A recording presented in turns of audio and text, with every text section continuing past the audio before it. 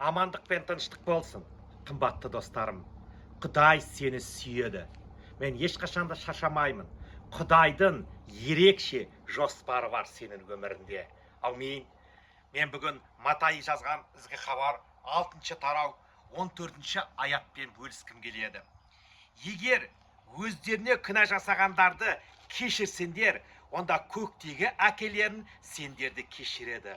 Ал егер басқаларының күнәларын кешірмесеңдер, онда көктегі әкелерін сендердің күнәларыңды кешірмейді дейді.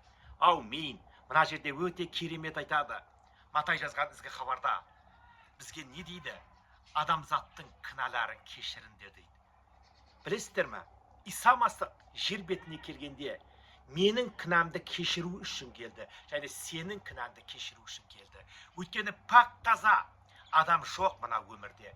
Барлығымыз күнәһармыз. Адам ата мен Хауа анадан таратылған.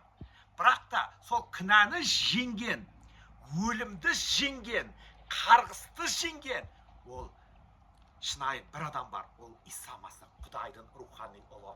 Және ол бізге айтады, енді сендер дейді, Құдайды танып білгеннен кейін, білесің бе біз кімбіз? Біз Құдайға ұқсас адамдармыз.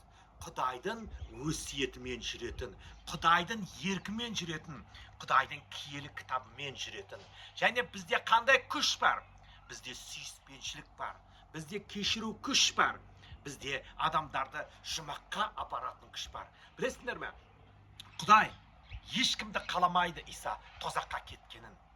Құдай адамзаттың жұмақта, пейіш бағында болғанды қалайды. Сондықтан да ол Исаны жер бетіне әкелді. Және ол айқыш ағашта өлгеннен кейін ол не істеді сен мен маған? Біздің күнәларымызды кешіріп, өзінің киелі рухын, періште рухын бізге берді. Және ол бізге айтады, енді менің рақымды екенімді көрсетіңдер, менің кішіпейіл екенімді көрсетіңдер, менің кешірімді Құдай екенімді айтыңдар адамдарға дейді. Және өздерін де не дейді? Кешіре біліңдер дейді. Аумин. Кешірімде үлкен жарылқау бар.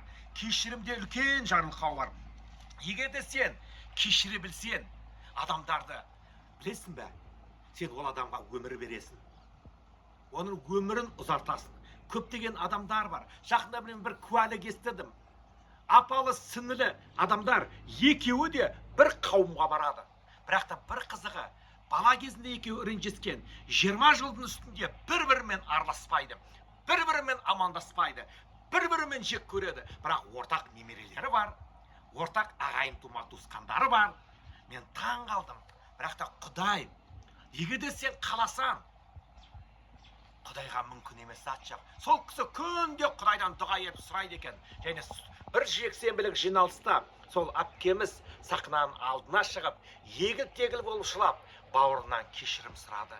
Кешірші мені, менің қателігімді кешірші деп.